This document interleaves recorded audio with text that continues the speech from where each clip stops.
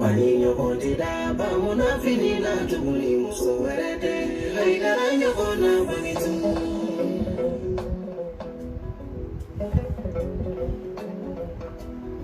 Paninho kontida bamuna finina tuguni muso werete haidara nyokona banitu Allah kira ko fe ma haidara nyokona mama do ko fe ma haidara nyokona oya haramu ye ke molo muso beda Fona gera basi tanginene Paninho konti bamu na finina tuguni muso warete haidara nyokona banisa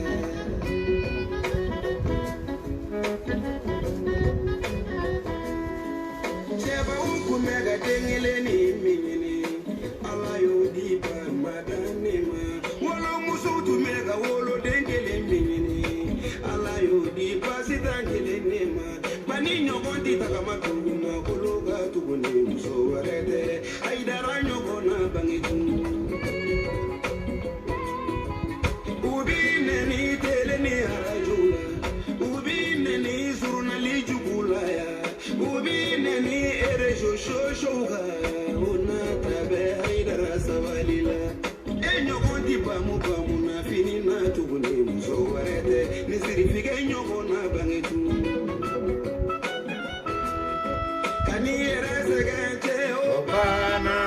Obana de Obana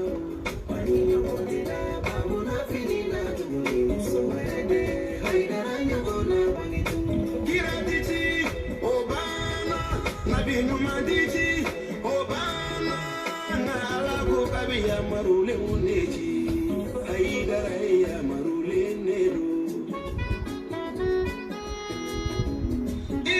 Bana ila umabaye abada madani de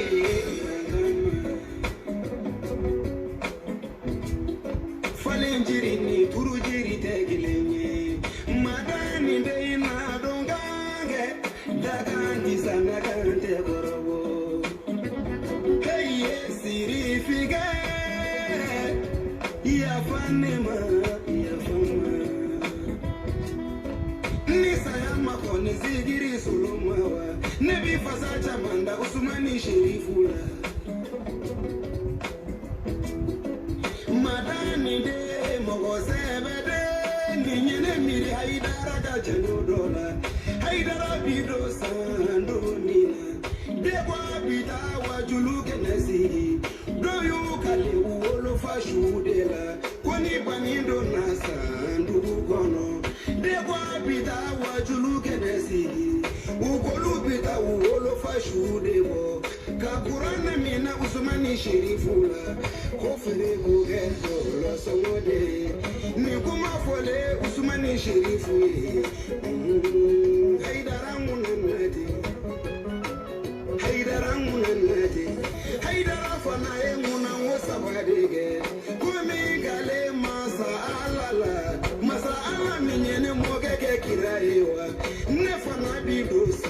ndugugono Kata wajulu kesa anga ude Haidara dona sa ndugugono Kaboli mine politigulae Kajo mine josona Okera, assalamu alaikum wa rahmatullahi ta'ala wa barakatuh. Ambareum ambi awfu ka aw barkada bi ambe juillet kalo kile mukan ani wolonwula la bi ka ben tenema ni ala sona abadenke sigilen do aw ɲɛfɛ Mamadou So an bɛ video direct la an ka bi video foli do ani waleɲuman dɔn ani maliyɛn denw ka se ka aw baro k'aw kuma ɲɔgɔnya an karamɔgɔ a Seydi Cherif Ousmane Madane Haidara ale ko bila yɔrɔ min kunu fo bi foyi ma se ka bɔ a ka fɔta kelen na ala barika la o ye ala fo koba ye o ye ala barikada koba ye basabula o bi a yira anw na ko an karamɔgɔ a seyidi sherif usman madani haidara a bɛ kuma min ala tɔgɔ la a bɛ kuma min kira tɔgɔ la a bɛ kuma min diinɛ tɔgɔ la a bɛ kuma min jamanadenw fɛ o b'a sɔrɔ a bɛ nɔrɔ kɔnɔ a tɛgɛ bi a ka ala bolo a tɛgɛ bi alakiraba mamadu bolo a kumakan ti a janfa wa ala ye barika don a dala kuma la ale mana fɔ k'a bila yɔrɔ min hali ni jinɛw ni mɛlɛkɛw nana fara ɲɔgɔn kan a bɛ tila ka laban a seyidi sherif usman madani haidara ta de la nka ala ti o fɛnɛ banki adamaden bɛɛ ye i ka se k'a faamu haidara ka kuma nafa jumɛn bi a la jɔyɔrɔ jumɛn bi a la fo ala mana nɔrɔ dɔ sabati mɔgɔ min fɛnɛ dusukun na o tigi de bɛ haidara ka kuma a valeur a nafa o de bi o dɔn o fɛnɛ ye ɲɛmayaba ye ni ala y'o di mɔgɔ min ma ala y'o tigi kanu ni fɛn dɔ ye ala ka kiraw nana nabi ɲumanw nana u kumana ala ka jɔnw fɛ nka u faamuyali ala ma bɛɛ kanu ni o ye ala m'o nɔrɔ sabati bɛɛ dusukun na nka a seyidi sherif usman madani haidara mana kuma dɔrɔn hakilimaw b'u ka tata sɔrɔ a la wa hakilimaw bi baara kɛ n'a ka kumakanw ye wa i sɔnna i ma sɔn a bɛ tila ka na laban ni sirifukɛ in ka fɔlen de ma ne badenw an bi ala fo ni o ye ala min sɔnna ka anw tugu a seyidi sherif usman madani haidara la an kun kɔrɔtalen wasalen an bi ala fo karamɔgɔ ɲumantigiya la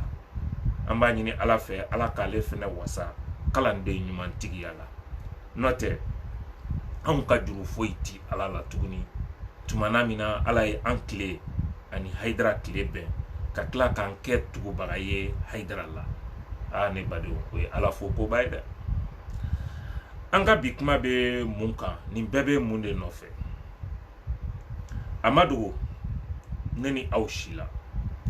député kalata min kɛra mali kɔnɔ ni o ye wasaden kalata ye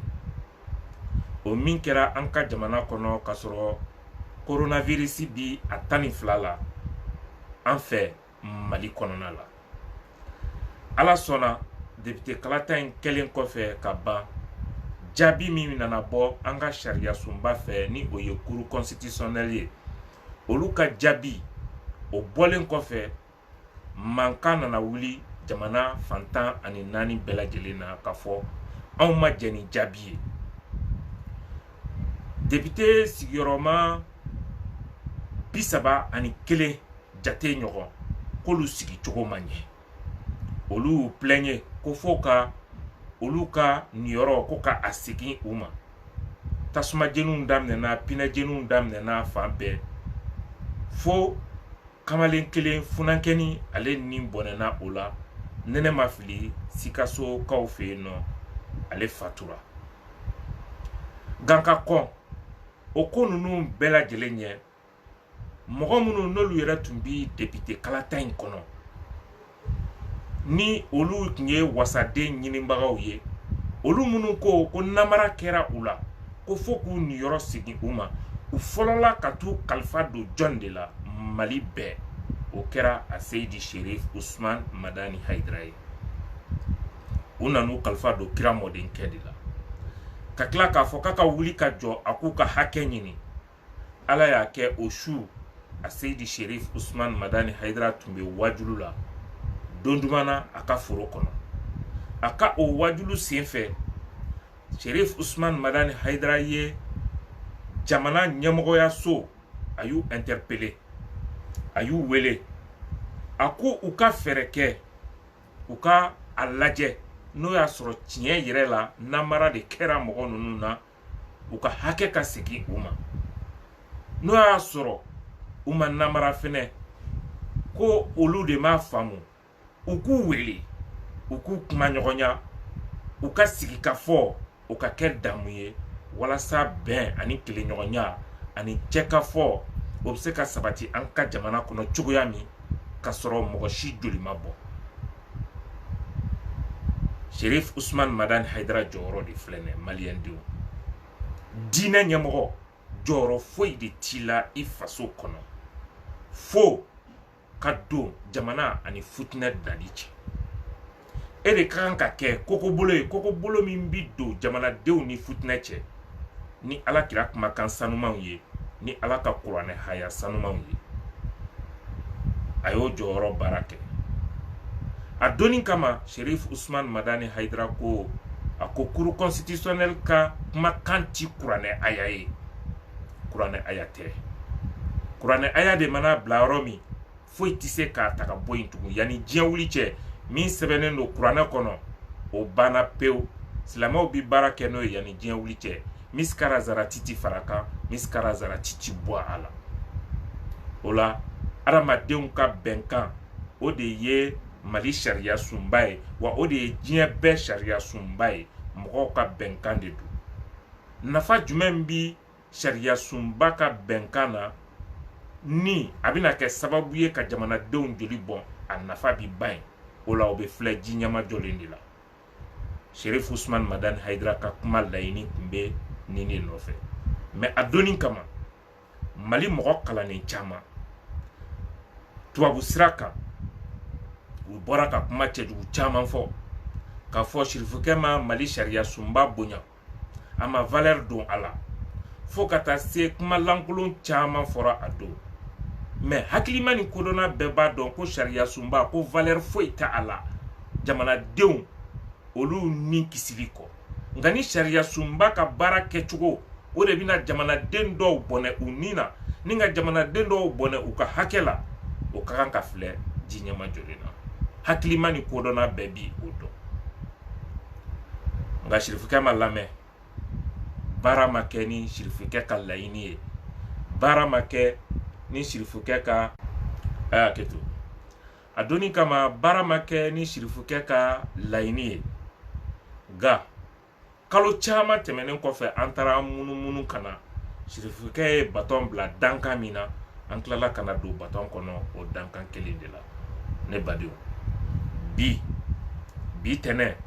ka bɛn juillet kalo tile 27 ma, Afrique jamana ɲɛmɔgɔw kɛrɛnkɛrɛnnenya la CEDEAO jamana ɲɛmɔgɔw u ye sigiba kɛ bi ni o y'u ka sommet extraordinaire dɔ ye. O kɛra bi bɔlɔlɔ siraw kan u yɛrɛ dama ni ɲɔgɔn cɛ, bɛɛ b'i ka jamana mais u sigilen ɲɛ bi ɲɔgɔn na. O senfɛ bɛnkan min nana bɔ u ka kuma kɔnɔ, o bɛnkan o ma bɔ a Seydi Shérif Ousmane Madani Haidara ka kumakan kɔnɔ. Ala ye barika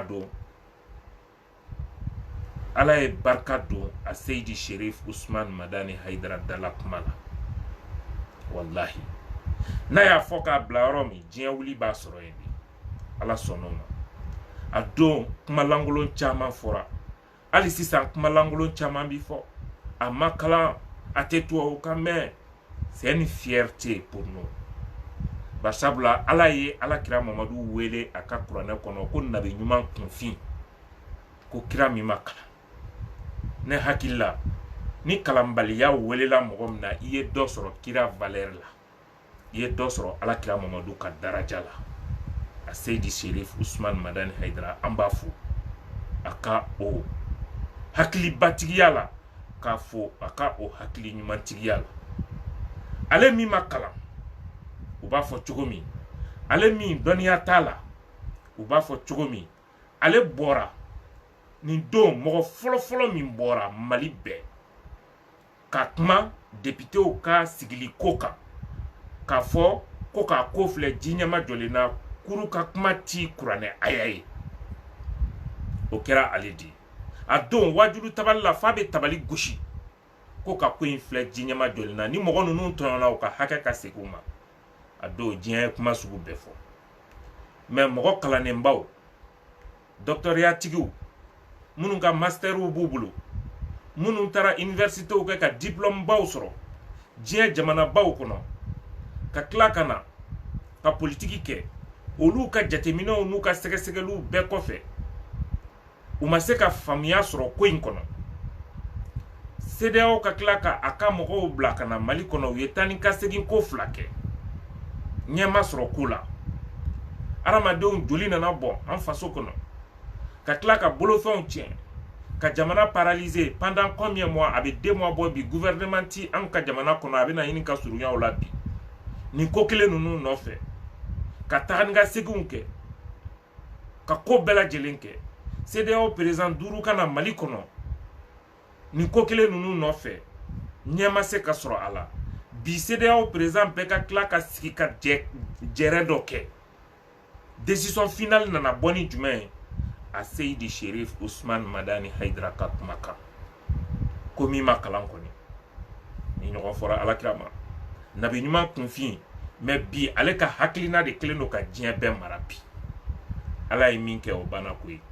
ala ye min bonya ni min ye a bɛ jɛ ni o ye ka to ala ka bonya kɔfɛ de ni ko k'i ti jɛ n'o ye ala b'i dɔgɔya i dɔgɔyalen bi sa Haidara an wasara ni ye mandenkaw ko mɛn dan ye mɛn tigila ye an bɛ jɛ Seydi Cherif Ousmane Madani Haidara ye min fɔ o doni kama an bɛ jɛ an b'o lamɛn ɲɔgɔn fɛ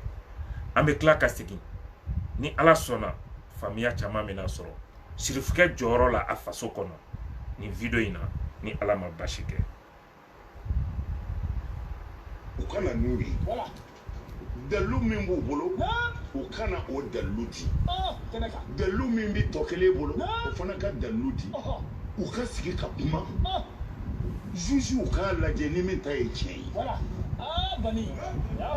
mais attention parce que tribunal fo k'i farati n'a bɛ kuma a ka sɔrɔ dalu banna parce que olu de bɛ se ka mɔgɔ faga mɔgɔ man n'i ka jo ye cogo dɔ la ko i ka jo bɔsili la n'ala ma far'i kan ni se t'i ye n'a ni kɛri dimi bɛnni na bilahi a b'i faga maa si t'i sa cogo dɔn o la ne bɛ wele min da fanga ye ne ti tribunal ko ɲɛ dɔn mais n'a fɔra ko cour constitutionnel o don wa n'o o ko min o tɛ se ka kɛ ala kumakan ye dɛ a kana to tasuma ka wuli jamana in kɔnɔ ko la ko min ɲɛ bɛ se ka sɔrɔ ala Haidara billahi Cherifukɛ y'a fɔ aw kana to tasuma ka wuli jamana kɔnɔ fɛn min ɲɛ bɛ se ka sɔrɔ mais a don maliyɛn den bɛɛ ko ayi ni cour constitutionnel y'a bila yɔrɔ min foyi tɛ se k'a taga bɔ yen démocratie kɔnɔ olu kumakan o n'olu y'a bila yɔrɔ min foyi tɛ se ka wuli ka bɔ yen tugun parce que olu kumakan de ye kumakan laban ye o de y'a dan ye bɛɛ bɔra sa ka dɔ fɔ mais Cherifukɛ ko aw kana to tasuma ka wuli jamana kɔnɔ fɛn min ɲɛ bɛ se ka sɔrɔ Cherifukɛ ma lamɛn tasuma wulila jamana paralysera joliw bɔnna adamadenw sara musow kɛra furujatɔw ye denw kɛra yatimɛw ye musow bɔnɛna u wolodenw na u ka fɔ la mɔgɔ 20 nin kɔ n t'a mɔgɔ hakɛ dɔn mais u ka min fɔ o bɛ taa o ɲɔgɔn na o bɛɛ fatura ka mɔgɔ 100 nin kɔ blessé ka jamana sɔrɔ fɛnw tiɲɛ commerçants ti taa u ka sugu la u ɲɛ kan kalo 2 ɲɔgɔn jate bi u kalo 1 nin kɔ bi jamana paralyselen don gouvernement ti jamana kɔnɔ Cherifukɛ siranna min ɲɛ o de ye nin ye mais basi t'an den ma lamɛn maliyɛnw a bɛna Haidara lamɛn nin bɛɛ kɔfɛ wallahi billahi ala tilala pewu n'a yɛrɛ y'a dɔn cour constitutionnel de filila a y'a wele nin ye fili ye nin ye fili ye dɛ kuranɛ tɛ dɛ a y'a fɔ ko nin ye fili ye n'a ma fili dun ni cour constitutionnel yɛrɛ y'a dɔn ale ma fili fiyewu kɛlɛ t'a la jɔnni murutilen don a k'u wele ka na a ye nana ka dalilu ye a k'a bila an ka tabali kan u n'aw minnu bɛ ɲɔgɔn na a yɛrɛ kana n'a ka dalilu ye a ka da tabali kan juges ka dalilu 2 lajɛ ni min ka kɛnɛ u ka cour constitutionnel ta bɔ yen ka ala ta ta o de bɛ faso fili Cherifukɛ filɛ ka tabali gosi sigikafɔ fo de ka kɛ jamana in kɔnɔ o de bi jamanadenw ni kisi saya ma ka wuli ka mankan fu ci jamana kɔnɔ nafa foyi t'a la tɛ foyi ɲɛ fo nimisa su minnu sara u se ka lawuli tugun foyi t'u wuli k'u jɔ tugun ni y'olu ta bannen de ye diɲɛlatigɛ la an b'u sɔrɔ yen sini do bi do ala dɔrɔn de b'a dɔn han sigikafɔ ma min dilan foyi t'o dilan nin don sirifikɛ ma lamɛn ni sirifikɛ tun lamɛnna an filɛ kɛnɛ min kan bi an tun tɛ sigi o nimisa kɛnɛ kan mais bi CEDEAO y'a ka décision bɔ CEDEAO président bɛɛ sigira bi a kantigiw bɛɛ u bɛnna min kan ne hakili la aw ɲɛ b'a la page caman kan CEDEAO yɛrɛ ɲɛmɔgɔya bɛ min bolo bi ni o ye Niger président ale bɔra k'u ka déclaration ka kɛ ka communiqué kalan bɛɛ ɲɛna u bɛnna min kan baara bɛna kɛ ni o ye hakili la kabako don an ka sirifukɛ lamɛn billahi maliyɛnw a bɛ Haidara lamɛn a diyara aw ye o a bɛna Haidara lamɛn a ma diya aw ye o a bɛna Haidara lamɛn a diyara aw ye o baara bɛ kɛ ni Haidara kumakan ye a ma diya aw ye o baara bɛ kɛ ni Haidara kumakan ye kodɔnnaw ni hakilimaw olu y'u ta fan dɔn ka ban Haidara ko la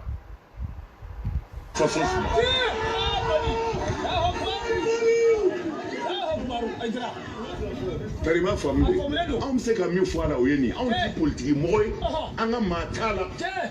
bi anw mago t'a la bi mais an mago bɛ min na an faso sumali an mago bɛ min na tɔɔrɔ kana an faso sɔrɔ an mago bɛ min na faso wɛrɛ t'an bolo yan kɔ an k'a kɔlɔsi Mali faamaw Haidara ka wele k'a don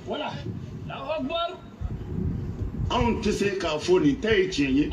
an tɛ se k'a fɔ nin ta ye nkalon ye a ma k'an ɲɛ na an t'a ɲɛ dɔn mais mɔgɔ plaignent cayara a papier caman bɛ n yɛrɛ bolo yan parce que a bɛ mɔgɔw kɔnɔ ko ɲankuma n'a fɔra au conseil ɲɛmɔgɔ walima Haidara a bɛ mɔgɔw kɔnɔ ko jɔyɔrɔ dɔ de bɛ Haidara yɛrɛ la a k'a dɔn Mali faamaw ne yɛrɛ t'u ye yɛrɛ n balimaw nin ye sirifikɛ ka laɲini de ye cour constitutionnelle y'a bila yɔrɔ min sirifikɛ ko k'a lajɛ ji ɲɛma jɔlen na n'o y'a sɔrɔ fili b'u ka baara de la o fili ka corriger minnu fana ko k'olu ka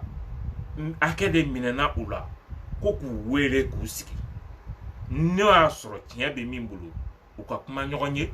tiɲɛtigi ka dɔn sariya k'a ka baara kɛ ni tiɲɛ ka baara ye mais maliyɛnw ko ɲɛti ko ni Manasa y'a bila yɔrɔ min foyi t'a wuli ka bɔ yen o de y'a bɛɛ ye o de ye démocratie ye valeur foyi t'i kuru la Manasa la a ka kumakan na a ka sariya talen na fo jamanadenw ni kisili mais n'ale ka baara bɛna kɛ sababu ye ka jamanadenw ni kasara sirifikɛ o baraji de da mais a don a ma lamɛn baara ma kɛ n'a ta ye a don an y'a ye an ba ni o ye Manasa Daɲɔn ye ale yɛrɛ ye kuma dɔw fɔ fo ka don karamɔgɔ kun nka an ka jɛ Mandenkaw ko mɛn da ye mɛn tigila ye an k'o sariya fɛnɛ lamɛn ɲɔgɔn fɛ. Ne y'a fɔ silamɛ dɔ ye ne ma lamɛn yan k'a ko k'anw ka hakili tigɛli tɛ ala kan ye n'a bɛ fɔ mɔgɔ tɛ se k'a ka ko ka taa f'a ye ko ne ko k'a ka sabali a ka to bonya ni karama kɔnɔ parce que ale t'a fɔ cogo la a tɛ fɔ tan mais min fana b'a la ni mɔgɔw bɛ dɔw kan ni mɔgɔ kelen kilo kelen mɛ à ce niveau de responsabilité man ka kɛ kelen i bɛ kɛ bɛɛ ka disposition ye bɛɛ bɛɛ lamɛn min ka vote tiɲɛna n'o t'a la fili i b'a sɔrɔ dɔ wɛrɛ y'o tiɲɛ i ma n'o fana ɲininka o b'a ta ɲɛfɔ ɲɛna. Aw bɔra k'an bamuso lamɛn ko u ka taa f'a ye k'a ti fɔ tan a ti fɔ tan nka a kɛra kɛcogo wɛrɛ la dɛ fo ale yɛrɛ an bamuso yɛrɛ ale yɛrɛ bɛ yen ko forokoni bɛ ɲini ka to a dogi sara la ale yɛrɛ ye a place walima a bɛ ɲini k'a place perdu bi nin ko kelen in kama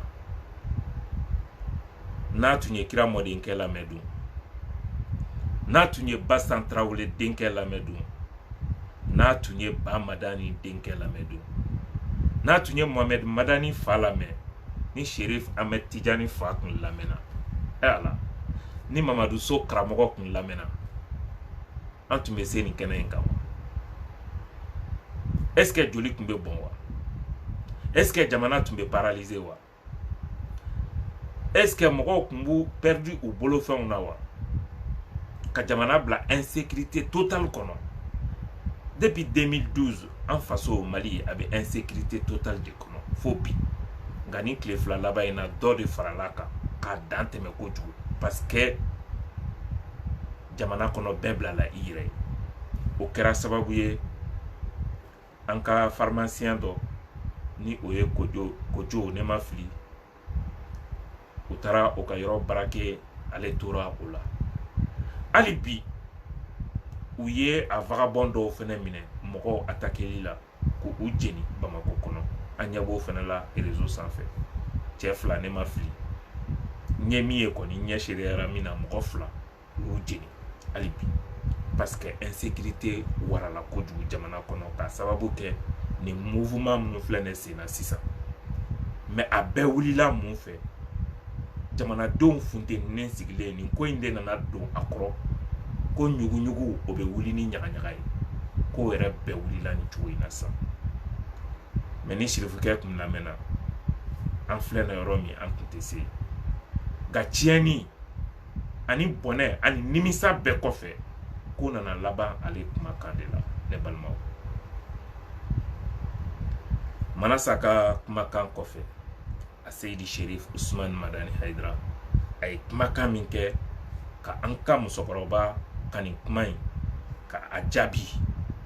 vieux bilen ka ɲininkali sira kan a Seydi Sherif Usman Madani Haidara fɛ an ka jɛ an k'o sariya fɛnɛ ta an ba n'o y'an ka musokɔrɔba fɛnɛ ale bɔra ka kuma jamana foroba tele sanfɛ a y'a jira k'a fɔ ko karamɔgɔ minnu ko kuranɛ kolo tɛ ko ka cour constitutionnelle jaabi min bɔ ko ka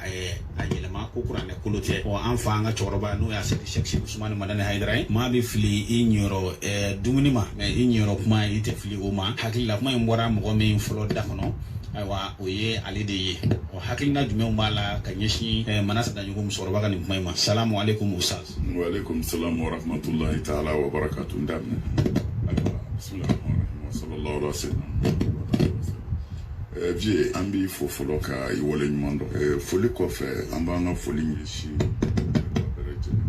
vie ala ye ne seere ni ye ka n da don nin kuma ninnu na a b'i n degun kosɛbɛ i y'a ye kabini ko ninnu daminɛna ka se bi ma daden kun bɛ na parce que silamɛ ye silamɛ de anw jɔyɔrɔ ye bi ala ko jɔyɔrɔ de mɔgɔ mɔgɔ bi tɔɲɔ nin jamana in kɔnɔ a kɛra Bamako kɔnɔ a kɛra Mali yɔrɔ o yɔrɔ a ka ca la n'u degunna a caman bɛ se ne ma yan fɔ an tɔɲɔna faamaw fɛ walima nin kɛra a fɛn o fɛn kɛra an wulila k'an jɔ a bɛɛ la ala tulo b'a la mais an yɛrɛ kungo tɛ jamanadenw kungo don mais an b'a kɛ ala de kama fana tanu mais o bɛɛ la o jamanaden kelenw ko k'u ti a dɔn a Seydi Sherif Usman Madani Haidara ye o jamanaden kelenw de bi sirifukɛ dɔgɔya o jamanaden kelenw de bi kuma lankolon bɛɛ fɔ basi t'an den ma k'a sɔrɔ ala ye kabakoba de kɛ Haidara ko la an ka mɔgɔ kalannen fɛn fɛn filɛ na Mali kɔnɔ n'u b'an ka gouvernement baaraw la ministrew na a députéw ni a c'est à dire a cadre ninnu u fɛn fɛn filɛ nɛ jamana de y'u kalan barisabula caman ka kalan daminɛna ni école publique de o ye jamana ka foroba yɔrɔ de ye u ti kalo sara sara yen foyi mais a Seydi Sherif Usman Madani Haidara jɔyɔrɔ min b'a bolo bi a faso kɔnɔ a sen dalen don wo min da la jamana in kɔnɔ wallahi a ma kalan Mali école publique la a kalanna madarasa de la privé do Saad Bun Umar Touré fɛ a kalo sara a tun bɛ bɔ a wolofa de poche kɔnɔ Ba Madani Haidara ale de tun b'a ka kalo sara sara jamana m'a ka kalo sara sara dɛ ale ma kalan jamana ka école publique la dɛ a wolofa o de tun b'a ka madarasa kalo sara sara sirifukɛ kalanna ten de ka tila ka na jɔ a faso ye jigi ye bi ka sɔrɔ faso ka impôt tɛ di a ma a ti faso ka dɔrɔmɛ kelen dun a disi gosilen don ni o ye ala maliyɛnw a bɛna Haidara dɔɔni bɛɛ kɔfɛ wallahi kini ni tani ni wagashili bɛɛ kɔfɛ aw bɛ tila ka na aw sɛmɛ sirifukɛ la nin bɛɛ kɔfɛ ni ala sɔnna matanu t'a la faama yɛrɛ dɔw bɛ yen olu ti fɛ k'anw y'u ɲɛna an ka intervention kan o la aja do kuma in na n y'a mɛn a bɛ k'a fɔ ko karamɔgɔ minnu ko cour constitutionnelle ti kuranɛ aya ye k'u fili u m'a faamu bon ne bɛ fɛ aja k'a faamu dɔrɔn anw kan tɛ mɔgɔ yɛrɛ ma an kan bɛ baarada de ma n bɛ fɛ k'a fɔ mɔgɔw tɔɲɔnen de sera ne ma ka n'u ka papiyew di yan k'u tɔɲɔna hali an filɛ sigiyɔrɔ min na ne m'a fɔ k'u tɔɲɔna parce que ne ti tribunal baarakɛla ye ne ti tribunal ko ɲɛdɔn bon mais ni mɔgɔ ko n tɔɲɔna a nana n'a ka dalilu ye min bɛ se k'a bɛɛ lafiya tribunal k'u wele a ye nana ka papiye ye ani minnu bɛ ɲɔgɔn na olu yɛrɛ ka na n'u ka papiye ye papiye fila ka lajɛ ni papiye fila lajɛ la ni jo bɛ min bolo jo ka d'o ma anw ye nin de ɲini parce que adamaden n bɛ segin a kan n ka kuma kana aja tɔɔrɔ constitutionnel ka kumaw kuranɛ ayaw tɛ koyi mɔgɔ kuma de don adamaden o adamaden fili bɛ se k'i sɔrɔ mɔgɔ bɛ se ka fili ka baara la sirifukɛ ka kuma sabatira kuranɛ haya tɛ kuranɛ aya tɛ wuli mais kuru ka kuma wulila dɛ wallahi a wulila a wulila cogo di an y'o de fɔ bi bɛnkan min bɔra bi tɛnɛ an filɛ tɛnɛndonya min na bɛnkan min bɔra CEDEAO bolo o bɛnkan de ye ko kuru ye jaabi min di kuru constitutionnel ye jaabi min di k'a fɔ ko député minnu donna assemblée kɔnɔna la CEDEAO bɛn'a kan bi pour ka Mali problème ni ka se k'a lasa ko député ni o ye wasaden 31 min n'olu b'u k'u plaigner ko ka minnu bɛ olu ka place kɔnɔ assemblée kɔnɔna la ko olu bɛɛ ka démissionner o ka b'u place la élection kura de bɛna taa kɛ sisan o sigida ninnu na o la ni mɔgɔ min ni o passera olu de bɛ don assemblée kɔnɔ sisan ka taa fara wasaden tɔw kan kuru ka kuma ma wuli wa a wulila di ne lamɛnbagaw aw yɛrɛ k'o jaabi a y'a sɛbɛn dɔrɔn wi a banna an ka tɛmɛ kuru ka kuma wulila sirifukɛ ka kuma ma sabati kuranɛ aya don wa kuranɛ aya tɛ kuranɛ aya tɛ parce que a wulila CEDEAO bɛnna o de kan bi ko fo a ka bɔ yen mɔgɔw ka hakɛw ka segin u ma parce que sika donna o yɔrɔ ninnu na donc sika min donna yen pour ka sika bɔ yen jamanadenw ka se ka don da kelen fɛ ka bɔ da kelen fɛ kuru ka kuma wulila kuma wulili dɔrɔn tɛ dɛ kuru yɛrɛ wulila a sen fɛ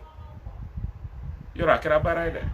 Sheriff Usman Madane Haidara ko kuru ti kuranɛ aya di mais kuru wulila o dɔrɔn kuru ka kuma wulili dɔrɔn tɛ kuru yɛrɛ wulila a sen fɛ manasa yɛrɛ bɛ ɲini ka taa a gɔngɔn fɛ bi Haidara ala k'i mɛn kɔrɔ ka sɔrɔ i ma namara kɛ i ma suɲɛni kɛ mɔgɔ bɛ fili o kumana ni fili kɛra dun min tɛ se ka yɛlɛmɛ o ye ala kumakan de ye nka ala ka jɔn kɔni kumakan o mana bonya cogo o cogo ni tiɲɛ t'i bolo o bɛ yɛlɛma alors mais an filɛ o tasuma de la nin ye o n'a sɔrɔla u kun ye ne ka kuma lamɛn an kun tɛ se yan parce que ninnu ko an tɔɲɔna mais aw k'u ma tɔɲɔ kɛlɛ bɛ min a ye na yan'a ka fitinɛ wuli yan'a ka tɔɔrɔ se mɔgɔw ma a ye nan'a ka dalilu ye an k'a da kɛnɛ kan e bɔra yen nin fili in de kɛra nin fili in de kɛra o de y'i bin nin fili in de kɛra nin fili in de kɛra o de y'i bin maa o maa b'i tɔgɔ sɛbɛn debiteya la a bɛ sɔrɔ i ye ko dɔ dɔn kumana mɔgɔ min ye ko dɔ dɔn n'a sigira a ka sariya kunna a yɛrɛ b'a ka debiteya sɔrɔ cogo sariya dɔn a b'a tiɲɛ cogo sariya dɔn n'o sariya dara a ɲɛkɔrɔ a t'a faamu wa a b'a faamu anw ye min ɲini nin damati ni mɔgɔw k'u tɔɲɔna tribunal fɛ a y'u wele a k'a yir'u la a ma tɔɲɔ dalilu filɛ kɛlɛko ye nin ye mais kuranɛ aya tɛ o ala kumakan de ti yɛlɛmɛ n'o tɛ dafɛn kɔni i mana kɛ maa o maa ye diɲɛ kɔnɔ ni ala y'i da i kumakan bɛ yɛlɛma fili bɛ se ka na o dabɔnkama bɛ yen fili fana bɛ yen mun bɛ se ka bɛɛ lafiya n'a sɔrɔla olu tun ye mɔgɔ ninnu wele ka n'u sigi tribunal la k'a fɔ hali ni ale yɛrɛ m'a kɛ a ka baarakɛlaw bɛ yen olu bɛ se k'a kɛ k'a fɔ a ko ko a gagné an ma gagné koyi fili ye nin ye fili ye nin ye fili ye nin ye ni fili jiral'u la u yɛrɛ ti nalomaw ye u b'a a sariyaw dɔn kumana n'u yɛrɛ nana n'u ka sariyaw n'u ye sariya fila da ɲɔgɔn kɔrɔ kɛlɛ ma ban wa ni jamanadenw bɔra o kalama k'a fɔ a ninnu k'u tɔɲɔna nka u ma tɔɲɔ ko ye wa tiɲɛ filɛ diplôme batigiw n'u ka diplôme an yɛrɛ ɲumana sakadobatigiw n'u ka dɔnnibaw olu hakili ma min ye olu ka faamu ma min ye olu ka kodɔn ma min ye ka se ka jamanadenw ni kisi k'u ni tanga k'an kisi joli bɔnni ma Sheriff Ousmane Madani Haidara min bɛ ka traité sugu bɛɛ la bi ko kunfin don a y'a don ta a y'a bɔ tan o de filɛ nin ye ka o solution di jamana ma a donni kama jamana banna la jamanadenw banna la kuma lankolon caman fɔra nka bi CEDEAO président nana bɛn o de kan ko o de ka kan ka kɛ Sheriff Ousmane Madani Haidara tɛ diinɛ ɲɛmɔgɔ ye diinɛ ɲɛmɔgɔ min ni a bɛ politique la Sheriff Ousmane Madani Haidara tɛ diinɛ ɲɛmɔgɔ ye diinɛ ɲɛmɔgɔ min ni a bolo ma dalen don fanga ka dɔrɔmɛ nɔfɛ Sheriff Ousmane Madani Haidara tɛ diinɛ ɲɛmɔgɔ ye diinɛ ɲɛmɔgɔ min fɛnɛ ni ale ka baara de ye ka se ka a fɔ fanga ɲɛna k'a bɛ fanga place dɔ nɔfɛ o mɔgɔ tɛ Sheriff Ousmane Madani Haidara ka baara ye de ka ala ka diinɛ lase ala ka jɔn ma n'o tɛ bi an bɛ jamana min kɔnɔ ni o ye an faso ye Mali jamatigiya la bi jɔn de bi komi Basitan den ani Ba Madani den Mali kɔnɔ ani Mali kɔkan ni Sheriff Ousmane Madani Haidara ko k'a mago bi maliyɛn denw na bi walima a mago bi a ka jama la bi diɲɛ kɔnɔ mɔgɔw pɛrɛnnen don ka avion ta Europe ani Asie jamana la ani Amérique jamana la ani diɲɛ fan 14 bɛɛ lajɛlen na ka taa Basitan den ka wele jaabi mɔgɔw pɛrɛnnen don kama ani farafina ni farajɛla diɲɛ fan bɛɛ a ka wele da dɔrɔn ko ne bi fɛ jama ka bɔ nin don billahi Bamakɔkaw b'u yɛrɛ ɲini jama la mawuludu la dɔrɔn a b'a ye o jama min bi kɛ kɛnɛma n'o bi kɛ stade kɔnɔ ne hakili la o jajuru o bi bɛɛ lajɛlen bɔ wasa ye o ye a ma mɔgɔw wele ko ye mɔgɔw de bɛ na n'a ye mɔgɔw wele don min dun ala nka nin bɛɛ kama Sheriffkɛ sabalila Sheriffkɛ jɛn'a ka hakɛw kɔ Sheriffkɛ tɔɲɔnen a faso kɔnɔ k'a ka hakɛ bɛɛ lajɛlen minɛ a la mais Sheriffkɛ o de fɔ a ko tagama minnu bi ka kɛ ne Haidara ti a contre la barisabula ne yɛrɛ ka hakɛ bɛɛ minɛnen don n na wa mɔgɔw tɔɔrɔla mɔgɔw degunna jamana in kɔnɔ nka ne Haidara ti kɛlɛ kɛ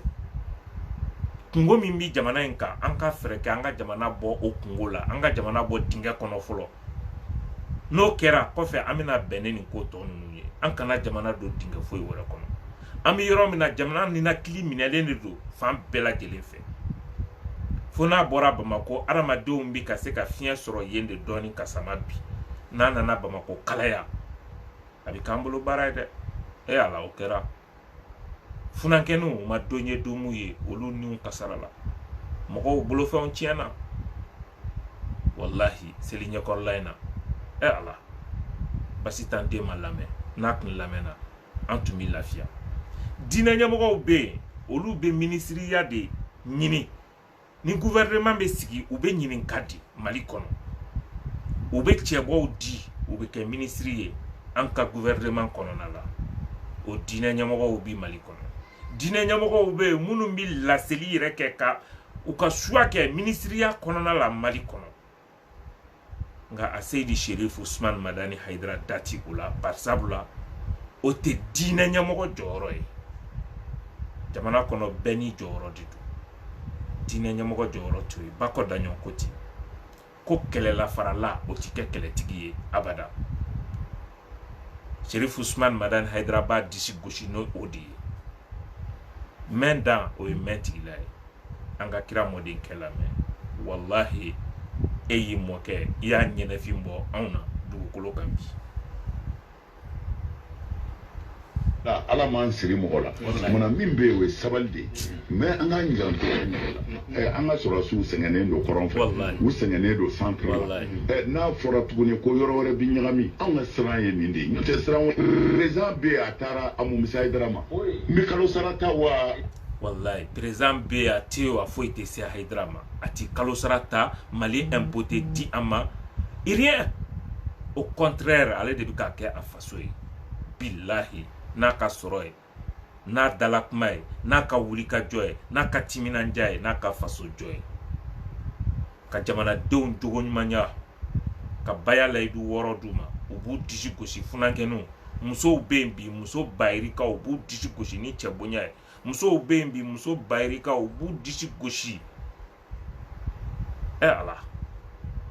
n'u ka tafe bolow ye denmisɛnninw bɛ yen bi u b'u disi gosi n'u ka dugadenyaw ye denmisɛnninw bɛ yen bi u b'u disi gosi u ma suɲɛli kɛ fiyewu ka sɔrɔ hali bi zon jenina Bamako kɔnɔ Haidara ye ni ce wallahi jɔyɔrɔ jumɛn bɛ n bolo jamana kɔnɔ président taara o a sigira o a foyi tɛ se Haidara ma wallahi mais an bɛ ka siran mun ɲɛ dekun min bɛ sɔrɔsiw ka kɔrɔn fɛ centre la yɔrɔnin min lafiyalen don ni dunanw ni mɔgɔ kamana gannen bɛɛ bolila ka na ye n'a fɔra ko yen fana bɛna chauffer kumana fo n'an y'an faso bila sa kɛ n'o tɛ a ma ɲi dɛ anw ka jɔyɔrɔ ye nin de ye anw k'a fɔ a ye sabali an k'a ɲɛɲini a ye sabali an k'a ɲɛɲini nin yɔrɔ dama de don e y'o ta mun misɛn kabini ala ka n ka maa tɛ gouvernement n ka maa tɛ ministre ye n ka maa ma deli ka kɛ ministre ye depuis ala k'a da a ka maa tɛ gouvernement na a ka ma deli ka a ka mɔgɔ ma kɛ ministre ye a m'a fɔ président ye ko a ye karisa ta ministriya la a m'a fɔ président ye a ye karisa bɔ ministriya la a ma deli ka mɔgɔ d'u ma u ka kɛ ministre ye Haidara mako yɛrɛ de ma jɔ Mali fanga yɛrɛ la di minɛ ala ma sɔn k'a mako yɛrɛ de jɔ Mali fanga la ala ala ni ce ala ma sɔn fiyewu ka Sheriff Usman Madani Haidara mako jɔ Mali fanga la ala ma sɔn ma fiyewu wallahi ala ye bonya min di a ma o b'a bɔ masakɛ ka siège bɛ changer nka Sheriff Usman Madani Haidara ta tɛ changer fo kaburu kɔnɔ billahi ala i ni ce e min ye nin cɛ in faamu di anw ma ka tila ka an tugu ala ye ɲamayaba kɛ anw ye dɛ an ka ala fo o la maa ɲini u ka n ka maa kɛ ministre ye n'a fɔra olu ka taa Haidara bi jɔrɔ o la mun na Haidara ka mun tiɲɛna wallahi o t'ale tɛ foyi kɛ nka ni min bɛ dɔrɔmɛ 5 di Haidara ma o tigi ka bɔ ka kuma olu taali n'u taabaliya o min misi ma foyi mais anw bɛ min fɛ mais an bɛ min fana fɛ nkalon kana kɛ ka jamana mara mais vie kɛlɛkɛyɔrɔ ne ka kɛlɛ ye nin de ye o ne mangoya yɔrɔ faamaw ye nin de don nkalon kana kɛ ka jamana mara jamana ka mara tiɲɛ kan an b'a fɔ silamɛya kan dɛ u kana seli u kana sun mais jamana ka mara tiɲɛ kan voilà jamana ka mara tiɲɛ kan jɔn de bi Mali kɔnɔ min ye faamaw wele ka na ladiriya ma i n'a fɔ Sheriff Usman Madani Haidara jɔn de bɛ Mali kɔnɔ san o san mawuludu sanayɛlɛn ka se donba fɛn fɛn bi kɛ ni wajulu bi kɛ a la Laylatul Qadri donba bɛɛ Sheriff Usman Madani Haidara mana don wajulu kɔnɔ a ka baara fɔlɔ o de ye ka faamaw ka kado d'u ma o tɛ dɔwɛrɛ ye ladiriya a ye ladiriya kɛ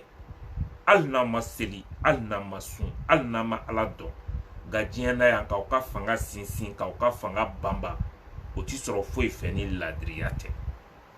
Mali faamaw a ye kɛ ladiri ye a kana mɔgɔw tɔɲɔ a kana aw se yira fantanw na san 40 sirifukɛ bɛ nin de fɔ a ka wajulu tabali bɛɛ kan donba kalan bɛɛ lajɛlen na a b'a fɔ ko faamaw ka kado k'a di u ma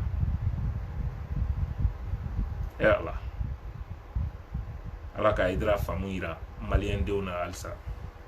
anw bi fɛn fɛn f'u ye nin de don kɛlɛ o kɛlɛbaw dala nin de don a banna ye ala b'a seereya foyi gɛlɛman ma kɛ yan ni ne ma kuma faamaw fɛ u y'a to n da la u y'a bɔ n ta la u ne kuma n'u fɛ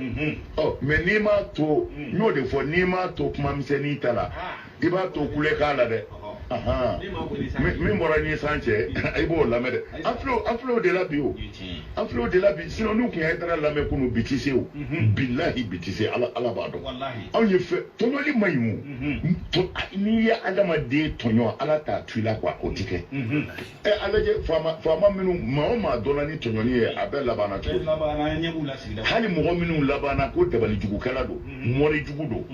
bamanan don a bɛ kɔrɔti bɔ ayiwa u ka duw lajɛ ala y'u bɛɛ ta tiɲɛ ka tila k'u ka du ci adamaden tɔɲɔli ma ɲi vie faama dama tɛ dɛ diɲɛ maa o maa n'i ye adamaden tɔɲɔ i b'a ye dɛ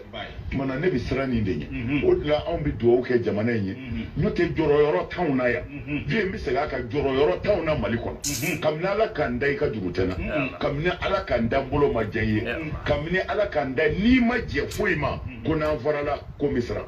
ayi mali kɔnɔ o tɛ yen mɛ min ka di ye o fɔ min ka di ye o kɛ mɛ ala b'a dɔn siranyɔrɔ tɛ anw na an faso kɔnɔ yan siranyɔrɔ tɛ anw na a taa a gundo taa ni faama cɛ cɛya dan de ye nin ye cɛya dan de ye nin ye wallahi cɛya dan de ye nin ye faama cɛ a taa ni fantan cɛ a taa ni waritigi cɛ an kɔni ko an faso ka basigi an faso ka suma a panna vie ala k'i sara ala ka hɛrɛ kɛ sallallahu alaihi wasallam nin tun ye an fa Sheriff Ousmane Madani Haidara ma lamɛn Mali bi o nimisa dingɛ de kɔnɔ bi n'o tɛ n'ale tun lamɛnna a tun bi ɲɛ don min na mɔgɔw wulila ka bɛn nene ma fili juin kalo tile 5 juin kalo tile 5 bɔliba min kɛra an faso kɔnɔ tile 5 kɔfɛ ka bɛn juin kalo tile 11 ma au conseil islamique du Mali ni société civile ni chrétien so fila u farala ɲɔgɔn kan ka déclaration dɔ kɛ u ka o communiqué in kɔnɔna la u ka déclaration in kɔnɔna la u ko min ye ka jamana masakɛ ntanya u t'a fɛ barisabula kɔlɔlɔ min bi a kɔfɛ o ka kan ka dɔn jamanadenw fɛ barisabula mɔgɔ hakilima de ye mɔgɔ ye mɔgɔ min ale bɛ misali ta a kɛrɛfɛ kow la ko tɛmɛnenw a b'o kɛ misali ye a yɛrɛ ye a kana bin o tiɲɛni ɲɔgɔn kɔnɔna la o de kama ala ye nabi ɲumanw ka baro bɔ alakiraba ye kuranɛ kɔnɔ kisatu anbiyayi a bɛ kuranɛ kɔnɔ ala b'a fɔ n bɛ nabi ɲumanw n bɛ barow la sɔrɔ kairama la kale e mamadu ɲɛna i k'a dɔn k'i kelen t'i kira degunnen i kelen t'i nabi ɲuman tɔɔrɔlen ye dugukolo kan a kun ye ka kira dusukun k'a mafa k'a dusukun sabati ka tila k'a nɔfɛ mɔgɔw dusukun sabati u k'a dɔn ko ni ɲɔgɔn ye dɔw sɔrɔ ka kɔn olu ɲɛ olu sera k'a maîtriser fo ala ka dɛmɛ nana o la Mali kɔnɔ an ka kan ka se k'an ka kow maîtriser ni an dafɛ jamanaw ko minnu ye olu sɔrɔ an ka miiri o ɲɔgɔn na o kama o conseil ye déclaration kɛ nin don k'a fɔ k'u ma sɔn mais a don u nɛnina o teretela sugu bɛɛ mais an nana segin o kelen de ma CEDEAO fɛnɛ nana o kelen de sabati diɲɛ mɔgɔ nana o kelen de sabati M5 olu minnu wulila a ko yɛrɛ la u ka autorité de morale yɛrɛ bɛ min bolo ni o ye an karamɔgɔ ni an fa Imam Diko ale yɛrɛ fɛnɛ nana segin o kelen de kan ni Shirifukɛ n'a ka mɔgɔw kun lamɛnna nin don yalima an filɛ dingɛ min kɔnɔ an tun bɛ don a kɔnɔ wa o ma lamɛn o la wasaden kala t'a la o ko fɛnɛ labanna cogoya min na bi CEDEAO nana o kelen de fɛnɛ sabati problème nin bɛɛ Sheriff Ousmane Madani Haidara ko a don ko ka cour constitutionnel ka ko lajɛ amalame o fene la bi o ko cilen tene anana laban shirifu keta la ye fene nga ambi munu ni uko ku ni yoro mine na wula wasadin kalata la ambufu u barkada wallahi depuis domi nous taru jigi seme Sheriff Ousmane Madani Haidara la ni Sheriff Ousmane Madani Haidara willa ka joye ani au conseil islamique fo bi o ma son ka bo Sheriff ke kofe u ka danaya ta ka fo bi CEDEAO ka déclaration kera bi u ka layini abina ke soro fen ba sabula segimina ke a yoro bela jeden ta ka CEDEAO ye min fo ngo CEDEAO ye min fo donc ambu fena fo ko u ka danaya min da Sheriff ke ka ala sona ka barka do Sheriff ke dala kuma la anana laban Sheriff Ousmane Madani Haidara tadima ala nche ambi ala fo ala ni che shini kenaya ala ka di Sheriff ke ma ala ka me jamana in kono ni chain sen dalendo dinga min dala a faso kono dinga langolon tede wallahi ala ka me ankoro ala ka me anye ala ka anjire ke komogo nyumae basi tan deni ba Madani demu wallahi Haidara i joro yira i faso kono ani wali faso be ambadeo nine kumbi anfe kala se awma abadenke ani awsinji Mamadou So ala mi sigi robbe France jamana ma ni katawo mi ansoro ambo ya fadeli ambadem bela jelen fe basi tan de ignorante nga ami ala fo ala mi sona ka onto ala kan lame baga bela jelen fo ka duwaw nyini aw fe ka duwaw ke aw ye naw be kuma yoro an be kuma ni daludi an wasalendo ni mo mi fena bi fe ka nga kuma kan do wili iba wili ni dalu kilenodi an be kuma ni daludi basabula an yo soro an karamogola a Seydi Sheriff Ousmane Madani Haidara ale be kuma yoro be kuma ni daludi wa nere be kuma yoro be kuma ni daludi ne be video la ita soro ne ka kuma ka dogon akono ni video directite mais video montage fenfenge ne ka kuma ka dogon akono ne bi ire ka kuma kandeta kaira diya mogola ne bi goshi ni ire kuma kandi ala barkala dalude titime okan o de la ngone jugu de enshere mogo jugu tiki sere wallahi o te Mamadou So ne jugu de enshere ne bi goshi ni ire kuma kandi o makrobo fiyo ala sonoma ala yo daludi fenema mbi ala fola ala nche karamogo nyuma soro ya o de bi kalanden fene ke nganai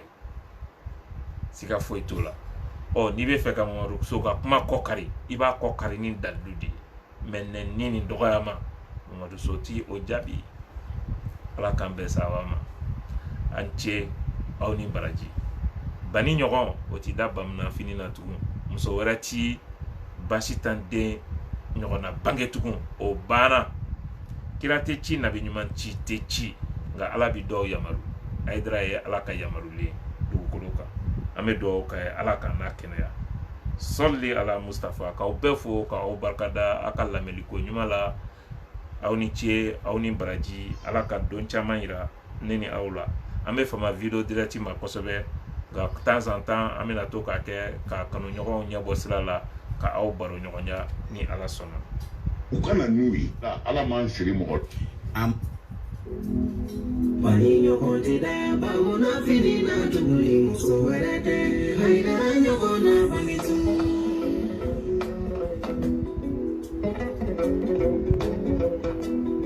Bani nyogo tida baguna fini na tuguli muso werete Haidara nyogo na bangitu ala kira ko fe ma Haidara nyogo nai Mamadou ko fe ma Haidara nyogo nai o e haramu ye ke molo muso beka fona gera basi tangilene bani nyogo di bamu na fini na tuguli muso werete Haidara nyogo na banisa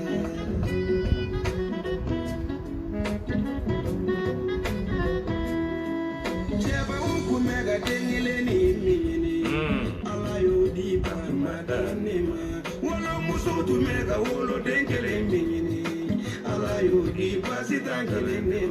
ma ni ɲɔgɔn ti tagama kun ɲuman kolo ka tuguni muso wɛrɛ tɛ Haidara ɲɔgɔn na bange tun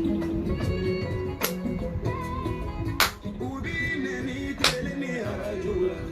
u b'i nɛni journali jugu la yan u b'i nɛni réseaux sociaux kan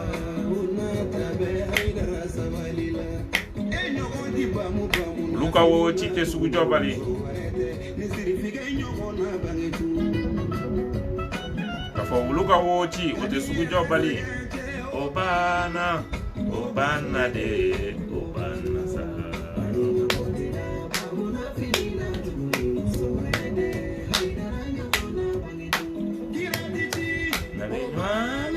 nabi nyuma teji obana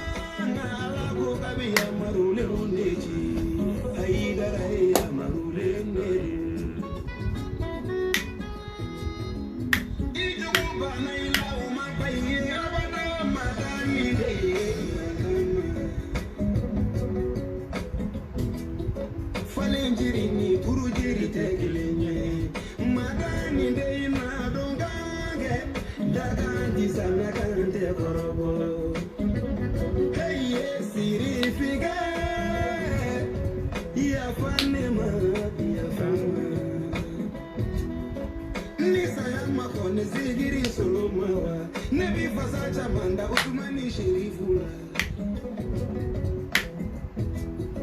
Madani de Mogosebede Ninyene miri Haidara Gachalu dola Haidara bido sandonina Dewa bida wajulu kenesi Do you kale uolo fashu Salam.